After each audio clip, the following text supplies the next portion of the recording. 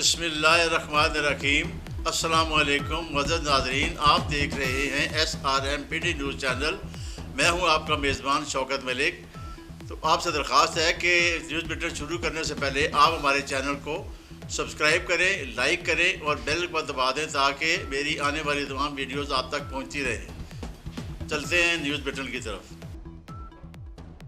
ممتاز شیعہ عالم نسبی اور سیاسی اسکالر علامہ اشفاق وحیدی نے کہا ہے کہ پیغمبر اسلام امت کے اخلاق کے حسنہ کے لیے مبعوث کیے گئے۔ امت محمدی صلی اللہ علیہ وسلم کی پہچان اچھا کردار اور اخلاق ہے۔ انسان کی کامیابی اچھے کردار اور اخلاق کے حسنہ میں مضمر ہے۔ جو عناصر معاشرے کے اندر غیر اخلاقی تہذیب کو فروغ دے رہے ہیں ان کا امت محمدی صلی اللہ علیہ وسلم اور اسلام سے کوئی تعلق نہیں۔ ان خیالات کا اظہار انہوں نے مقامی اخبار نویسوں اور ایڈیٹروں سے گفتگو کرتے ہوئے کیا۔ انہوں نے کہا کہ قرآن سے اسلام اور دین محمدی صلی اللہ علیہ وسلم کا واضح پیغام ملتا ہے کہ تمام انسانیت کو قدر اور احترام کی نگاہ سے دیکھا جائے۔ آج معاشرے کو ایسے نظام کی ضرورت ہے جس سے عدل و انصاف اور اسلامی قوانین کی ضرورت ہے، جن کے ذریعے تمام طبقات کے لوگوں کی اپنے حقوق تک رسائی ممکن ہو سکے، اور ایسا نظام سیرت معصومین علیہ السلام اور کربلا کے ساتھ وابستہ رہ کر ہی حاصل کیا جا سکتا ہے۔ علامہ اشفاق وحیدی نے مزید کہا کہ طاغوت اور استعماری طاقتوں نے ہمیشہ عوامی حقوق کو پامال کر کے طاغوتی نظام کو آزادی کے نام پر متعارف کرایا، جس کی وجہ سے نوجوان نسل کے مستقبل کو تباہ کیا گیا، جس کی وجہ سے نوجوان مذہب اور دین سے دور ہوتا گیا، جس کے نتیجے میں بے روزگاری، مہنگائی، دہشت گردی میں اضافہ ہوا اور برائیوں نے جنم لیا۔ ان حالات میں عوام ایسے قائد اور رہبر کی تلاش میں ہے جو امام خمینی رحمۃ اللہ علیہ جیسی شخصیت ہو اور ان تمام مشکلات کا مقابلہ کر سکے۔ Inter district Rawalpindi division government associate college برائے خواتین مسلم ٹاؤن میں تقریب تقسیم انعامات منعقد ہوئی، جس میں مہمان خصوصی ڈائریکٹر کالجز راولپنڈی ڈویژن شیر احمد ستی تھے۔ تقریب میں ڈائریکٹریٹ کالجز سے deputy director colleges Amjad Iqbal Khattak اور steering committee female Mrs Najma Anwar, convener Mrs Rabia Shafqat, member Mrs Jamila Ayub, Mrs Almas Ashraf, Mrs Fatima Gul اور discipline committee incharge principal Mrs Ashir اور پرنسپل مسز فریحہ نگت نے بھی شرکت کی۔ گورنمنٹ ایسوسیٹ کالج برائے خواتین گجر خان 21 پوائنٹ کے ساتھ بیسٹ کالج قرار پایا اور best athlete government associate college برائے خواتین کلسیدہ سے عظمیٰ بی بی نے شیلڈ اپنے نام کی، اور مقابلوں میں نمایاں پوزیشن حاصل کرنے والی ٹیموں میں مہمان خصوصی بمبا اسٹیئرنگ کمیٹی ٹرافیاں تقسیم کی۔ ان مقابلوں میں ڈویژن بھر سے 1200 کھلاڑی طالبات نے شرکت کی اور 15 کالجز نے ہوسٹ کے افراد انجام دیے۔ ہوسٹ پرنسپل صاحبان میں اپریسیشن سرٹیفکیٹ تقسیم کیے گئے۔ مہمان خصوصی director education colleges Rawalpindi division Mr Sher Ahmed Satti نے miss Sobia Sultana, divisional focal person miss Samavia Akhtar, assistant director sports Rawalpindi division female Mr Fahmid, divisional focal person male اور Mr Shakeel Akbar, assistant director sports Rawalpindi division male میں شیلڈ تقسیم کی اور ان کی خدمات کو سراہا اور کامیاب ایونٹ کو منعقد کروانے پر مبارکباد پیش کی۔ سوئی گیس ٹیرف اینڈ سیکیورٹی کے حوالے سے اوگرا ہیڈ آفس میں ہیئرنگ ہوئی، جس میں restaurant caterers sweets and bakers association کی نمائندگی کرتے ہوئے محمد فاروق چودھری نے اپنی وکلاء team Imran Shafiq advocate supreme court, Khurram Qureshi advocate high court, Ahmed Hassan advocate, Raheel Aslam advocate high court کے ہمراہ پیش ہوئے، جس میں سوئی گیس کے ٹیرف کو RLNG کے ٹیرف کے برابر کرنے کے اوگرا کے نوٹیفیکیشن پر تفصیلی دلائل دیے۔ عمران شفیق ایڈوکیٹ نے سیکیورٹی کی مدد میں 3 ماہ کے بل کے برابر رقم وصول کرنے کے اقدام کو بھی چیلنج کیا۔ اس موقع پر صدر محمد فاروق چودھری نے بھی سخت ترین موقف اپناتے ہوئے کہا کہ گیس ٹیرف بڑھ جانے کے باعث فوڈ سیکٹر سے منسلک لوگ اپنے کاروبار بند کرنے پر مجبور ہو گئے ہیں۔ اوپر سے ایڈیشنل سیکیورٹی کی مد میں بھاری بھرکم رقوم بلوں میں شامل کر کے ظلم کی انتہا کر دی گئی ہے۔ لوگ اپنے میٹر کٹوانے پر مجبور ہو چکے ہیں۔ پیٹرولیم کے وزیر، MD سوئی گیس، GM سوئی گیس اور اوگرا سمیت متعلقہ تمام حکام کو ہم نے آگاہ کیا ہے، مگر کوئی ہماری بات سننے کو تیار نہیں۔ لہذا چیئرمین اوگرا مسرور خان سمیت متعلقہ تمام حکام سے گزارش ہے کہ ایڈیشنل سیکیورٹی کی مد میں ڈالی گئی 3 ماہ کی رقم کے بجائے 1 ماہ کی سیکیورٹی کی رقم ڈالی جائے تاکہ لوگ اپنے بلز ادا کر سکیں اور اوگرا ٹیرف کے حوالے سے بھی جلد فیصلہ کرے۔ فوڈ سیکٹر سے منسلک لوگ انتہائی پریشانی کا شکار ہیں۔ اگر ہمیں کسی قسم کا ریلیف فراہم نہ کیا گیا تو ایک بڑے احتجاج کی کال دیں گے اور پھر اپنے مطالبات کی منظوری تک ہرگز پیچھے نہیں ہٹیں گے۔ ہیئرنگ میں انجمن تاجران پاکستان کے صدر اجمل لوج نے بھی خصوصی شرکت کی۔ وفاقی وزیر ڈاکٹر کوثر عبداللہ ملک نے کہا ہے کہ موجودہ حکومت کی اولین ترجیح زراعت کی ترقی ہے۔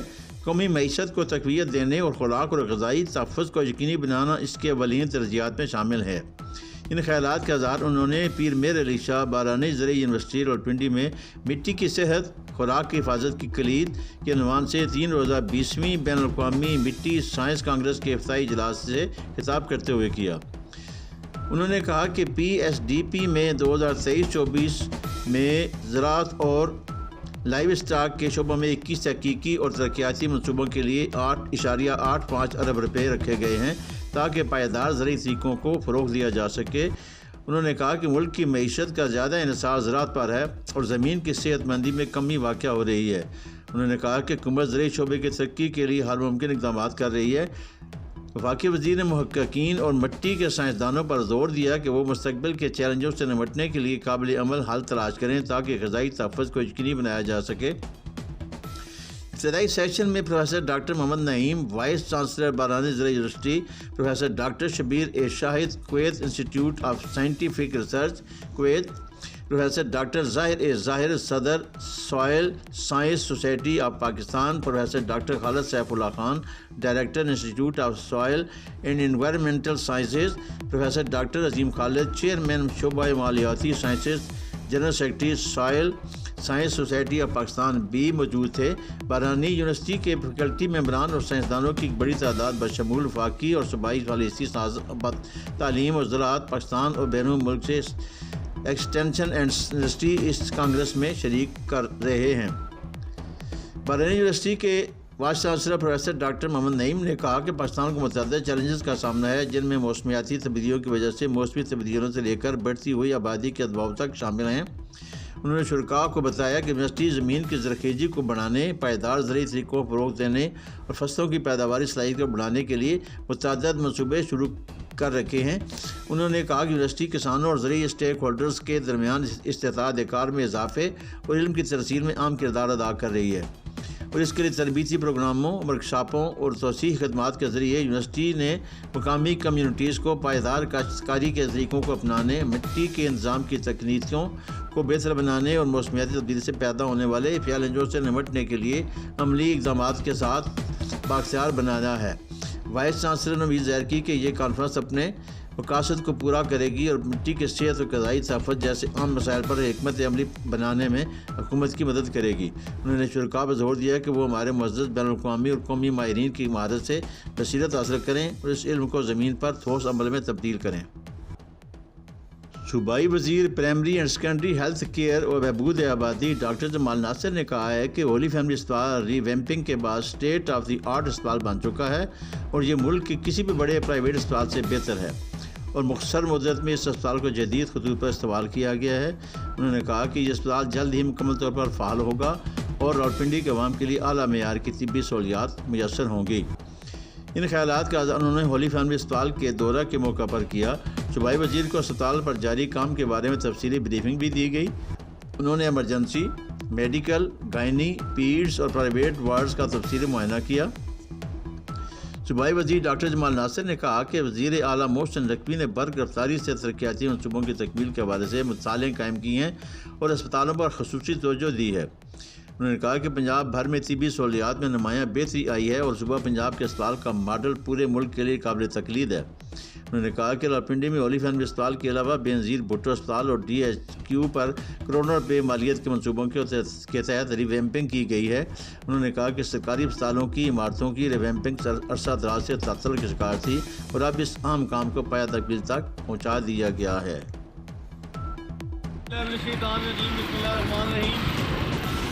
یہ سردیوں کا موسم ہے اور یہ جو دیکھیں میرے ہاتھ میں بل اٹھائے ہوئے ہیں یہ گیس کے بل ہیں۔ یہ ظلم کی انتہا ہے۔ اس وقت پورے پاکستان میں یہ جو گیس کے بل آئے ہیں عوام کی چیخیں انہوں نے نکال دی ہیں۔ رسوئی گیس کے بلوں کے نرخوں میں 200% سے زائد اضافے کے بعد عام غریب مزدور اور عام آدمی غریب آدمی متوسط طبقے کے لوگوں کو 30,000 سے 50,000 روپے کے ماہانہ بل موصول ہوئے ہیں، جس کی وجہ سے ان کی چیخیں نکل رہی ہیں۔ گیس کے ان نرخوں میں اضافے کو واپس لیا جائے، یہ مطالبہ چیئرمین سٹیزن ایکشن کمیٹی کے رہنما اور تحریک انصاف کے رہنما ظہیر احمد عوان نے گزشتہ روز ڈوگ حکمداد میں احتجاجی مظاہرے سے خطاب کرتے ہوئے کیا۔ انہوں نے کہا کہ گرمیوں میں بجلی کے بل بجلی کے بم بن کر گرائے گئے ہیں اور سردیوں میں گیس کے بل کی بمباری کی گئی ہے، جس سے عام آدمی غریب گرمیوں میں بجلی بلوں کی وجہ سے بغیر پنکھے کے اذیت برداشت کرتا رہا اور اب سردیوں میں گیس کی سہولت سے بھی محروم کر دیا گیا ہے۔ غریب کے بچے نمونیا سے مر رہے ہیں۔ نگران حکومت مکمل طور پر ناکام و نامراد ہو چکی ہے اور عوام کچھ پالیسیاں امتناعی کی جا رہی ہیں۔ ہم چیف جسٹس آف پاکستان سے مطالبہ کرتے ہیں کہ گیس کی قیمتوں میں ہوشربا اضافے کے خلاف سو موٹو ایکشن لیا جائے تاکہ غریب عوام سکھ کا سانس لے سکے۔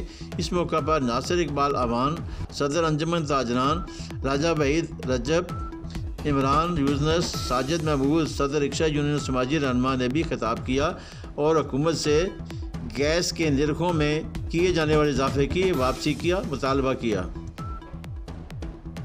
کمشنر راولپنڈی ڈویژن سیف اندر جپا نے راولپنڈی ڈویژن کے پہلے بزنس فیسیلیٹیشن سینٹر لیاقت باغ کا دورہ کیا اور NOCs اجرا کے عمل کا تفصیلی جائزہ لیا۔ انہوں نے سینٹر میں آئے ملاقاتیوں سے گفتگو کرتے ہوئے فراہم کی جانے مسئولیات کے معیار اور عملے کے رویے کے بارے میں بھی استفسار کیا۔ اس موقع پر انچارج سینٹر نے بریفنگ دیتے ہوئے بتایا کہ 15 جنوری 2024 سے فعال اس بزنس فیسیلیٹیشن سینٹر میں اب تک 391 درخواستیں موصول ہوئی ہیں، جن میں سے 284 کو NOC جاری کیا جا چکا ہے اور 107 انڈر پروسیس ہیں۔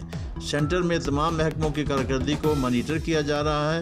اس وقت فیسیلیٹیشن سینٹر میں 14 محکموں کے نمائندے موجود تھے۔